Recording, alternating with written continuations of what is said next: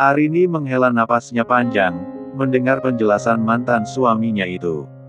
Ia bukan tak percaya, tapi sejujurnya ia lelah dengan semuanya. Kenapa hidup dengan Hanafi itu selalu dibayang-bayangi hal-hal buruk? Ia pikir, setelah berpisah dengan lelaki itu, semuanya akan berakhir. Tapi coba lihat, bahkan ada seseorang dari masa lalu Hanafi yang masih menyimpan dendam dengan mantan suaminya itu, lalu mempergunakan dirinya sebagai objek untuk ajang balas dendamnya. Apa hidupmu di masa lalu begitu rumit, sehingga banyak sekali orang yang tersakiti olehmu? Lalu kini mereka datang satu persatu untuk membalaskan dendamnya padamu, melalui keturunanmu, Mas. Ujar Arini, menatap peri lelaki yang merupakan mantan suaminya itu. Maafkan aku, sayang. Mereka terlalu iri padaku, sehingga mereka melakukan apapun untuk membuatku jatuh. Sayangnya, aku terlalu kuat untuk mereka lumpuhkan. Lihatlah diriku, bahkan aku masih berdiri kokoh sampai detik ini, tunjuk Hanafi ke dirinya, merasa bangga, meski sejujurnya ia pun lelah dengan semuanya. Mungkin kamu harus memilih perempuan lain, jangan diriku. Dan aku akan menghilang dari kehidupanmu bersama Faira. Aku tidak mau, anak itu menjadi alasan para pembencimu untuk membalaskan dendam mereka. Bola mata Arini mengembun, menatap Hanafi dengan serius. Aku tidak akan membiarkan siapapun menyakiti kalian. Kamu tahu itu, bukan? Hanafi meyakinkan mantan istrinya itu, bahwa tidak akan ada yang bisa membuatnya goyah, meski ancaman itu begitu mematikan untuknya. Arini seolah sedang diperingatkan akan kesalahannya di masa lalu. Saat ia melakukan transaksi jual beli tanpa sepengetahuan Hanafi, yang berujung petaka untuknya, dan membuatnya harus diusir dari sang suami. Tapi aku lelah kalau seperti itu terus, Mas, sahut Arini, jujur. Kehidupan kami sepertinya selalu dalam pantauan banyak mata lawan-lawanmu. Mas. Aku pergi dulu, ya. Wina memeluk Arini sejenak, lalu mencium kedua pipinya, lantas berlalu dari kediaman tersebut. Arini bangkit, disusul Hanafi juga Faira. Mereka bertiga mengantarkan Wina masuk ke dalam garasi. Arini hendak membukakan pintu garasi, sebab memang tadi kendaraan milik Arini sudah masuk ke sana, setelah dicuci bersih oleh Wina. Biar aku yang buka, ujar Hanafi. Gak takut lecet tangannya, Mas. Ujar Wina. Mendingan tangan gue yang lecet, ketimbang tangan bini gue, kan? Sahut Hanafi mendelik ke Wina. Mantan, Mas mantan, peringat Wina, melirik tajam mantan bosnya itu. Sebentar lagi, gue pastiin, kalau dia bakal jadi bini gue lagi. Camkan itu, jawab Hanafi, dengan penuh keyakinan. Iya deh, iya. Gue salah satu orang yang mendukung Elo, Mas. Ganbate. Wina masuk ke dalam mobil, dan menyalakan mesin kendaraan roda 4 itu. Lalu melaju meninggalkan halaman rumah Arini, yang tidak terlalu luas itu. Tinggallah kini Arini, Hanafi dan Faira. Gadis kecil itu tampak ceria sekali, berada dengan kedua orang tuanya. Mereka bercengkrama, layaknya keluarga yang utuh dan bahagia. Hingga saat makan malam, Hanafi yang menyuapi Faira. Jangan terlalu apa-apa dituruti, Mas. Nanti anaknya manja, kamu yang repot sendiri, ujar Arini memperingatkan Hanafi. Seharusnya aku memang memanjakannya sejak ia di dalam kandunganmu, bukan? Terlambat sekali, kalau aku melakukannya sekarang. Tapi lebih baik terlambat, daripada tidak sama sekali. Biarlah aku memanjakannya, seperti seharusnya aku melakukan hal itu saat dulu. Itu juga yang ingin aku lakukan padamu. Menebus kesalahanku padamu, jawab Hanafi, menatap teduh perempuan yang begitu ia cintai itu dengan tulus. Arini tak menjawabnya, lalu memilih membereskan kamar tidur Faira. Karena anak itu pasti sebentar lagi akan terlelap, setelah lelah bermain. Sementara Hanafi masih meladeni Faira, untuk bermain bersamanya. Saat Arini baru selesai merapikan kamar anaknya, Hanafi muncul bersama Faira yang nemplok di punggung sang ayah, dengan wajah yang penuh hingar-bingar kebahagiaan. Yeay! Mau bobo sama mama sama papa. Pekiknya, kemudian berjingkrak-jingkrak riang, di atas tempat tidurnya. Faira hati-hati, cukup lakukan itu di area tengah ranjangmu, ucap Arini, memperingatkan putrinya itu. Siap, Mama, sahut Faira, terus melonjak-lonjak di sana. Hanafi merebahkan diri di atas kasur itu. Sini, Papa temenin Fei bobo, ujar sang ayah. Barulah gadis kecil itu rebah di samping sang ayah. Cuci muka, gosok gigi, baru bobo Faira, peringat sang ibu kembali. Iya, Mama. Faira turun, diikuti Hanafi, sebab lelaki itu ingin membantu putrinya untuk melakukan rutinitas sebelum tidurnya itu. Setelah selesai, baru ia naik kembali ke atas ranjang. Dan Arini yang menukar pakaian Faira kemudian. Fei, nanti papa akan pulang, setelah kamu bobo. Jadi, jangan mencarinya setelah besok Faira bangun. Mengerti, nak? Ujar Arini, seraya melepas ikatan rambut Faira dengan hati-hati. Tok puang. Tan, Tatana mau bikin adik bayi buat Fei, tanya Faira serius, menatap ayah dan ibunya bergantian. Mama sama papa harus menyelesaikan prosesnya dulu, sayang. Baru bisa bikin adik buat Faira. Faira mengerti. Jawab Arini tersenyum, mengusap sisi wajah Faira penuh sayang. Mama Dandi. Arini mengangguk, tapi Faira menatap sang ibu penuh keraguan. Lalu gadis kecil itu menatap sang ayah. Papa, apa Mama celius? Papa pastikan, Mama akan menepati janjinya sama Faira, sahut Hanafi, meyakinkan putrinya itu. Gadis kecil itu beranjak mendekat ke sang ayah, lalu memeluknya erat. Arini menggelengkan kepalanya melihat hal itu. Sungguh, semenjak mengenal papanya, Faira lebih condong ke lelaki itu. Ia sering diabaikan oleh gadis kecilnya itu, bahkan hal itu tampak sekali di mata Arini. Apa Fei sekarang mau bobo? Tanya Hanafi, mengusap lembut kepala Faira, yang kini rambut panjangnya sudah tergerai lepas. Cama papa cama mama, sahut Faira, menunjuk kedua orang tuanya bergantian. Faira, gak sekarang sayang. Mama sama papa belum boleh kalau bobo bareng, sahut Arini mencoba menjelaskan situasinya. Cuma cebental, campe Fei bobo, Mama. Mata gadis kecil itu mengerjap gemilang, memohon pada sang ibu, agar diberikan atas kemauannya itu. Lakukan saja, aku pulang setelah dia terlelap, ujar Hanafi ke Arini. Tapi, aku hanya ingin memastikan dia tidur nyenyak, dan tidak akan demam lagi. Hanafi memenggal cepat, sebelum Arini mengutarakan keberatannya. Baiklah. Tidur sekarang, ucap Arini kemudian beranjak untuk mematikan lampu utama kamar itu. Baru setelah itu dia naik ke atas ranjang, dan memeluk Faira di sebelah sisi yang lain gadis kecilnya itu. Hanafi ikut memeluk, termasuk tubuh Arini dengan jangkauan tangannya. Ia usap punggung tubuh perempuan itu, sehingga membuat Arini terbuai, lalu ikut terlelap bersama Faira. Hanafi tersenyum, saat melihat kedua wanita yang sangat ia cintai itu terlelap bersama.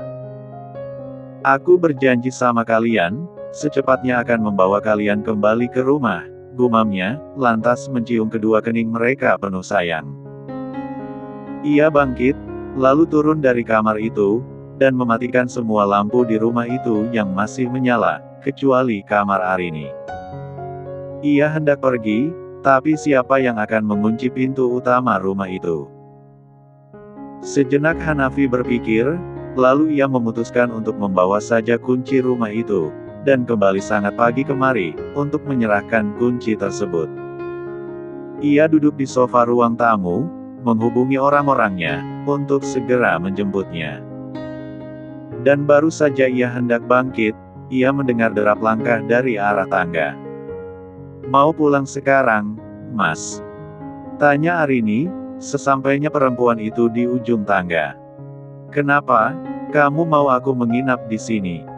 Hanafi balik bertanya. Modus.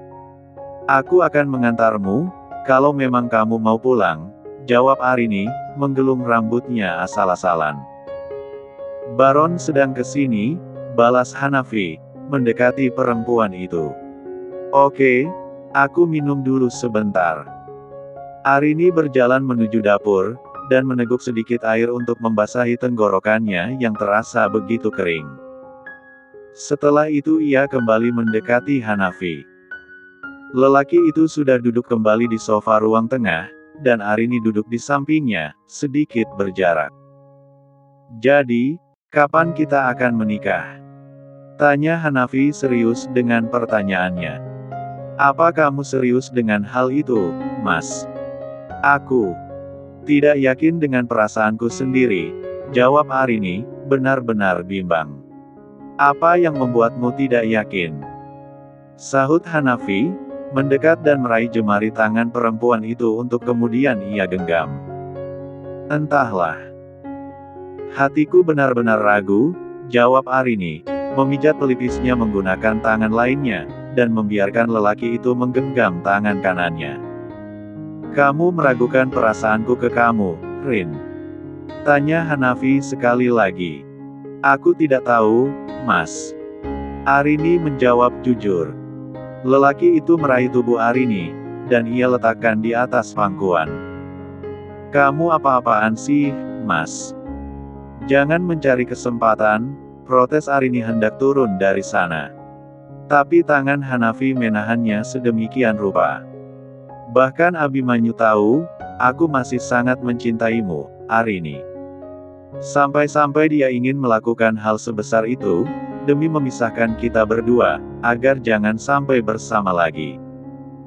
Kenapa kamu justru meragukan semua itu?" tutur Hanafi, menatap dalam manik si wanita. "Apa semuanya akan sama seperti dulu, andai kita bersama lagi?" "Aku ragu akan hal itu, Mas," sahut Arini, dengan tatapan sendu. "Aku benar-benar minta maaf, pernah melakukan hal kasar padamu, sayang. Sungguh, itu sebab aku benar-benar cemburu, Rin.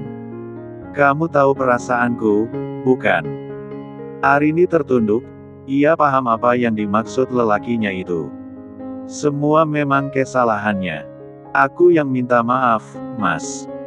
Andai saja aku bicarakan dulu semuanya ke kamu, mungkin hal itu tidak akan pernah terjadi. Dan kita..." Arini urung mengatakannya, sebab Hanafi sudah menjimpit dagunya, agar ia menatapnya. "Aku sudah memaafkanmu, dan sekarang aku juga mau kamu memaafkanmu, Arini," lirih Hanafi, mendekatkan wajah mereka. "Aku sudah memaafkanmu, bahkan sebelum kamu memintanya, Mas," sahut Arini, begitu lirih. "Apa Abimanyu pernah mencicipinya?" tanyanya lagi. "Apa aku harus menjawabnya, Mas?" "Aku hanya ingin tahu, sayang," lirih Hanafi, menatap dalam tatapan sendu Arini yang dipenuhi G4 irah. "Aku bahkan menyesal, pernah menerima C1-4-nya, hanya demi membuatmu cemburu. Aku bahkan merasa jijik, saat aku teringat, memohon-mohon pada Yogi, hanya demi sebuah pelep 4 san. Aku tidak mau siapapun menyentuhku selain kamu, Mas," rintik Arini, dengan mata yang berkaca-kaca.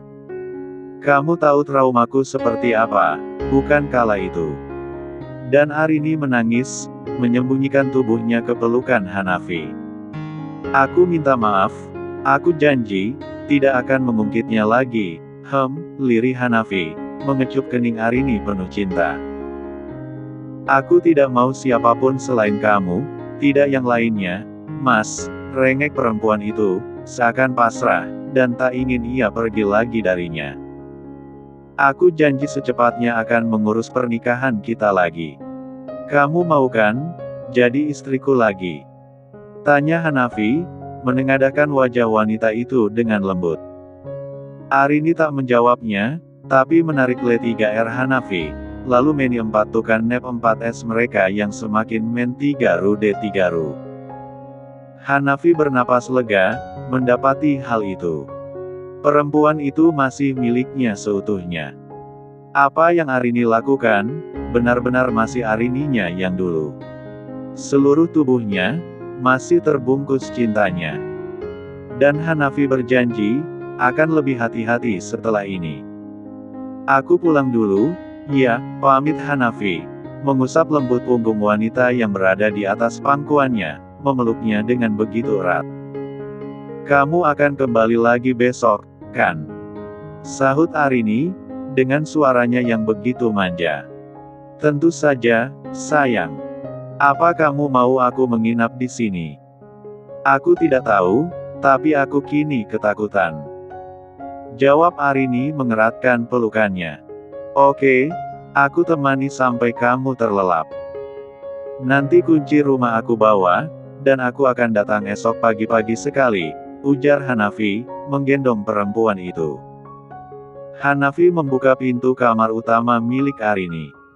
Aroma khas perempuan itu menyeruak, membelai indera penciumannya. Sungguh, itu sangat menyiksanya, terlebih wanita itu ada bersamanya.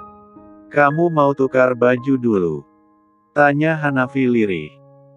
Gak, aku hanya ingin kamu peluk, sahut Arini, merasakan dadanya sesak sekali. Tadi, ia begitu lantangnya mengusir lelaki itu, agar segera pergi dari rumahnya. Tapi saat ini, ia dengan begitu lemahnya mengakui, kalau ia begitu merindukannya. Bahkan saat Hanafi meletakkan Arini ke atas ranjang. Tangan Arini menahan tangan Hanafi. Aku besok akan kembali, bisik Hanafi, mengecup lembut kening Arini. Arini tak mengatakan apapun, ia hanya menatap lelaki yang ada di tempat-nya itu dengan begitu teduh. Membuat Hanafi tersenyum, lalu meni 4 wajah itu dengan banyak C1 uman darinya. Sabar ya, aku akan segera menghalalkan hubungan kita lagi. Apa kamu siap menunggu untukku, sayang? Apa setelah itu kamu tidak akan membuangku lagi? Bicara apa itu? Bahkan aku menangis sepanjang malam, setelah melakukan hal bodoh itu. Apa kamu mau, aku melakukan kebodohan lagi, Arini mengulum senyuman, yang membuat Hanafi tidak tahan, untuk tidak meng 3 cup bib 1R itu. Namun yang terjadi, Arini justru memempatlasnya lebih dalam. Hinggaran 4 nanogram itu terus bergerak, dari gerakan L3 embut ke-4-nya. Kamu menginginkannya? Tanya Hanafi, saat napas keduanya benar-benar M3 gemburu, meminta lebih dari sekadar S3 untuk 4N. Pulanglah, Mas. Aku tunggu janjimu, dengan semua janji yang kau katakan ke Faira, sahut Arini, menatap teduh wajah tampan yang selalu ia rindukan itu. Apa kamu sedang mengingatkanku tentang seorang bayi, Goda Hanafi, mengusap lembut perut Arini. Pikiranmu terlalu kotor, pergi dan bersihkan sana. Berjanjilah, kamu akan kembali besok. Jujur, aku takut sendirian. Karena biasanya ada Wina, yang siap selalu menjaga kami. Ada banyak penjaga di luar, sayang. Kamu jangan khawatir, jawab Hanafi, merapikan pakaian Arini kembali. Tapi tetap saja rasanya berbeda. Mereka akan siaga, selama 24 jam untuk kalian. Arini mengangguk, lalu membiarkan lelakinya itu menjauh darinya. Ah, rasanya kosong kembali, dan dia sudah merindukannya lagi. Padahal, Hanafi belum juga pergi. Saat lelaki itu hendak bangkit, Arini cepat bangun dan memeluk punggung itu erat sekali. "Kamu mau aku menginap?"